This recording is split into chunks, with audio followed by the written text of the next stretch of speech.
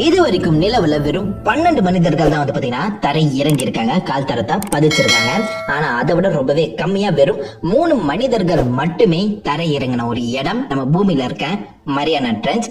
இருக்கிறதுலே ரொம்பவே ஐசோலேட் ஆன, ரொம்பவே தனிமைப்படுத்தப்பட்ட ஒரு இடம். உள்ள ஏகப்பட்ட மர்மங்களையும் கொண்டு வெஸ்டர்ன் பசிபிக் சைட்ல கிட்டத்தட்ட மரியானா ஐலாண்ட்ஸ்க்கு பக்கத்துல இருக்க ஒரு மிகப்பெரிய பள்ளத்தாக்கு தான் மரியானா ட்ரென்ச்.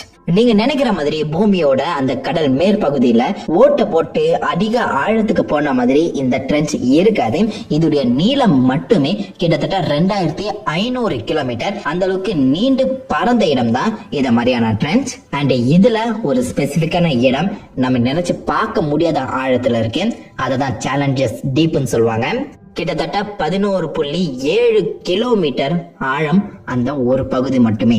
சோ இத ஒரு சின்ன கம்பேரிசன்ல கொண்டு போனோம்னா, நம்ம உலகத்திலே மிக உயரமான மலை மவுண்ட் எவரெஸ்டே வெறும் 8 கிலோமீட்டர் தான். சோ மவுண்ட் எவரெஸ்ட விட அதிகமான ஆழம் இந்த சேலஞ்சஸ் டீப். ஆனா இதை விட மிகவும் ஆச்சரியப்படுத்தக்கூடிய விஷயம், இந்த அளவுக்கு ஆழத்திலையும் உயிர்கள் இருப்பதுதான். கடல்ல உயிர்கள் இருக்கிறது சாதாரண விஷயம் தானே அப்படின்னு நீங்க நினைப்பீங்க. இந்த அளவுக்கு ஆழத்துல அதிகப்படியான பிரஷர் வந்து பாத்தீங்கன்னா இருக்கும். நார்மலா நீங்க உணர்ற பிரஷரை விட 1000 மடங்கு அதிகமா இருக்கும். கிட்டத்தட்ட ஒரு சின்ன எக்ஸாம்பிள் சொல்ல போனோம்னா, உங்க தலை மேல 150 யானைகளை நிக்க வச்சா எந்த அளவுக்கு பிரஷரை நீங்க வந்து உணர்வீங்களோ, அதே மாதிரி உடம்பு முழுக்க ஒவ்வொரு இன்ச்சிலையுமே உங்களுக்கு அதிகப்படியான பிரஷர் இந்த அளவுக்கு ஆழத்துல நீங்க உணர்வீங்க. அது மட்டும் இல்லாம நீங்க ஆழத்துக்கு போக போக டெம்பரேச்சர் அதுவும் ரொம்பவே கம்மியாகிட்டே போகும். 1 ல இருந்து 4 டிகிரி செல்சியஸ் வரைக்கும் தான் பாத்தீங்கன்னா டெம்பரேச்சர் இது வரைக்கும் ரெக்கார்ட் செய்யப்பட்டிருக்கு. அதோட கம்மியாகவும் போக வாய்ப்பு இருக்கு அப்படின்னு சொல்லி மென்ஷன் செஞ்சிருக்காங்க. சோ டெம்பரேச்சரும் கம்மியாகும், பிரஷரும் அதிகமா இருக்கும்போது உயிர்கள் வாழ முடியுமா? ஆனா வாழ முடியும் சொல்லி இந்த மரியானா ட்ரென்ச் நிரூபிச்சிருக்கு. அந்த ஆழத்துல வாழ்ற உயிரினங்கள் கிட்டத்தட்ட வேட்டு உலகத்துல இருந்து வந்த ஏலியன் மாதிரியாவே வந்து பாத்தீங்கன்னா நம்மளுக்கு வந்து காட்சி அமைக்குது. ரொம்பவே விசித்திரமாகவும், அதே மாதிரி விஞ்ஞானிகள் பலரால இது வாழும் படிமங்கள் அப்படின்னு சொல்லி கூப்பிடுற அளவுக்கு மிகவும் பழமையான உயிரினங்கள் ஏகப்பட்டது வசிக்குது. என்ன மாதிரியான விஷயம் இந்த உயிர்களை தக்க வச்சிருக்கு, எப்படி இந்த உயிர்கள் பரிணாமப்பட்டுச்சு அப்படிங்கிற ஒரு கேள்விக்கான விடை இது வரைக்கும் வந்து பாத்தீங்கன்னா கண்டுபிடிக்கப்படல. இந்த அளவுக்கு ஆழத்துல ஒரு துளி கூட சூரிய வெளிச்சம் படவே படாது. சூரிய வெளிச்சம் 3000 அடியோட வந்து பாத்தீங்கன்னா நின்றுடும். சோ அதை தாண்டி உயிர்கள் தங்களுக்கான வெளிச்சத்தை அதுவே உருவாக்கிக்கிறத வந்து பாத்தீங்கன்னா நோட் பண்ணாங்க. முக்கியமா ஒரு வகையான ஜெல்லி பிஷ், இது கிரசாட்டா வகையை சேர்ந்தது அப்படின்னு சொல்லி பேசப்பட்டு இருக்கு.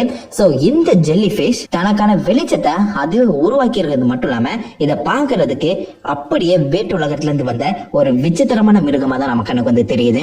மஞ்சள் சிகப்புன்னு சொல்லி விதவிதமான வெளிச்சங்களை இது வந்து வெளிவிடுறது மட்டும் இல்லாம கிட்டத்தட்ட 150 டென்டக்கிள்ஸ் கைகளை வச்சுக்கிட்டேன். இது மற்ற மீன்களை வேட்டையாடவும் செய்யுது. பார்க்கவே பயங்கரமா இருந்தாலும் இதுவும் நம்ம உலகம் உருவாக்கிய அதிசயங்கள்ல ஒன்றுதான். சில இடங்கள்ல ஹைட்ரோதெர்மல் வென்ட்ஸ் அப்படின்னு சொல்லப்படுற கடல் மட்டங்கள்ல இருந்து சூடான நீர்கள் வந்து பாத்தீங்கன்னா வெளியேற்றப்படுது. சோ இதோட டெம்பரேச்சர் கிட்டத்தட்ட 450 டிகிரி செல்சியஸ் வரைக்கும் இருக்கும் சொல்லி பாத்தீங்கன்னா பேசுறாங்க. இது எல்லாத்தையுமே பிளாக் ஸ்மோக்கர்ஸ் அப்படின்னு சொல்றாங்க. சோ இத சுத்தி அதிக வெப்பம் இருக்க அந்த சமயத்திலையும் சில பல உயிரினங்கள் இதை நாட்டியே இதுல இருந்து வெளிப்படுற புரோட்டீன்ஸை சாப்பிட்டுக்கிட்டே வந்து பாத்தீங்கன்னா வாழ்ந்துட்டு இருக்கிறத வந்து கண்டுபிடிச்சாங்க.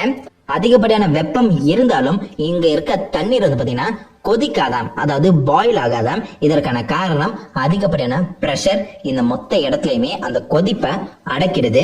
அதுக்கேத்த மாதிரி தண்ணீரும் கனமாயிடுது, அதாவது டென்ஸ் ஆயிடுது அப்படின்னு சொல்றாங்க. அதாவது நீங்க 1 லிட்டர் கேன்ல தண்ணி எடுத்துட்டு போனீங்கன்னா அந்த 1 லிட்டர் தண்ணி 3/4 லிட்டரா மாறிடுமா. அந்த அளவுக்கு தண்ணீர் 5% டென்ஸ் ஆயிடும், கனமாயிடும் அப்படின்னு சொல்லி இந்த மென்ஷன் செய்யறாங்க. அதுவே ஒரு மிகப்பெரிய காரணமா இந்த இடத்துல எந்த ஒரு வகையிலுமே எலும்புகள் ஓடுகள் கொண்ட உயிரினங்கள் வாழவே முடியாதுன்னு சொல்லி பாத்தீங்கன்னா ஒரு முடிவு எடுத்தாங்க.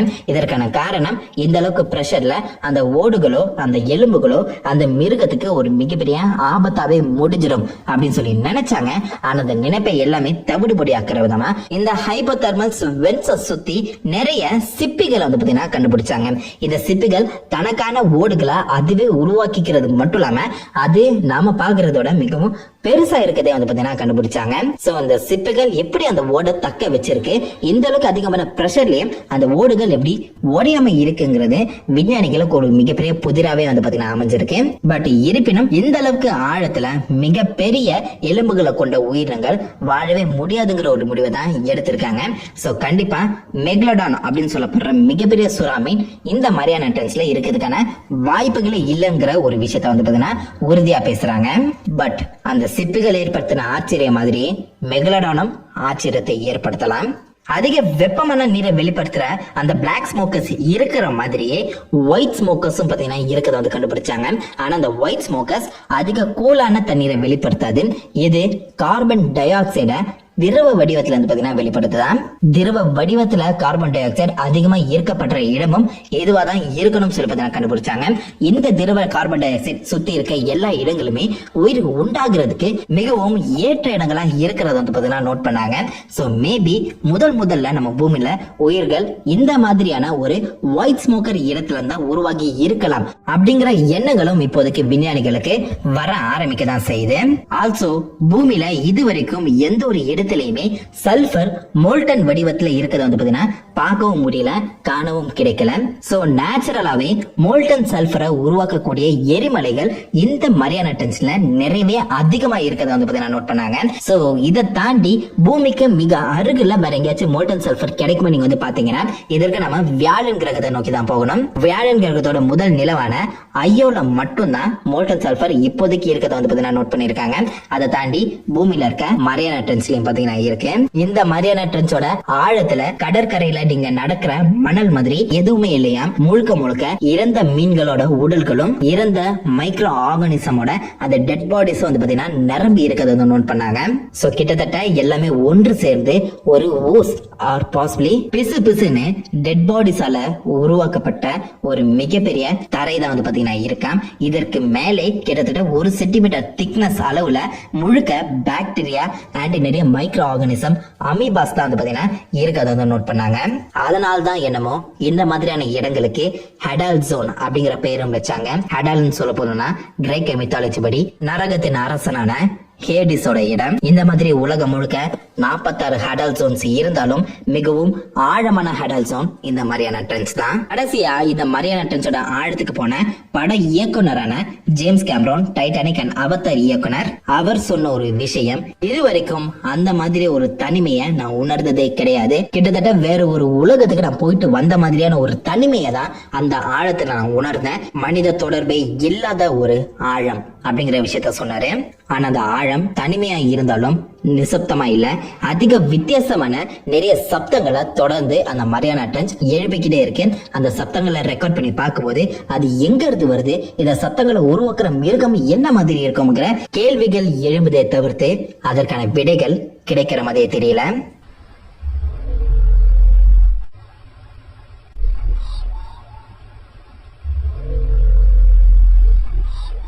அந்த சத்தங்களை மேபி பலின் இனத்தை சார்ந்த திமிங்கலங்கள் உருவாக்கி இருக்கலாம் சொல்லி ஒரு எண்ணம் இருந்தாலும் அதற்கு தீர்வான ஒரு முடிவு கிடைக்கல. இப்படி பல விதமான உண்மைகளையும் பல விசித்திர மர்மங்களையும் உள்ளடக்கி வச்சிருக்க அந்த மரியானா ட்ரென்ச் பத்தி தொடர்ந்து ஆராய்ச்சிகள் நடத்தப்பட்டு தான் இருக்கு. ஆனா இது வரைக்கும் நம்ம தெரிந்து கொண்ட விஷயங்கள் வெறும் கையளவு தான். மரியானா ட்ரென்ச் மட்டும் இல்லாம உலக அளவுல இருக்க கடல்களை பத்தி நம்ம வெறும் 5% தான் தெரிஞ்சிருக்கோம். சோ பாக்கி 95% மர்மமாவே தான் இருக்கு. அதுல மரியானா ட்ரென்ச்சும் ஒன்று. சிம்பிளா நம்ம செவ்வாய் கிரகத்தை பற்றி பண்ணின ஆராய்ச்சிகளை விட ரொம்பவே கம்மியான ஆராய்ச்சிகள் தான் உலக அளவுல இருக்க கடல்களை பத்தி பண்ணிருக்கோம்.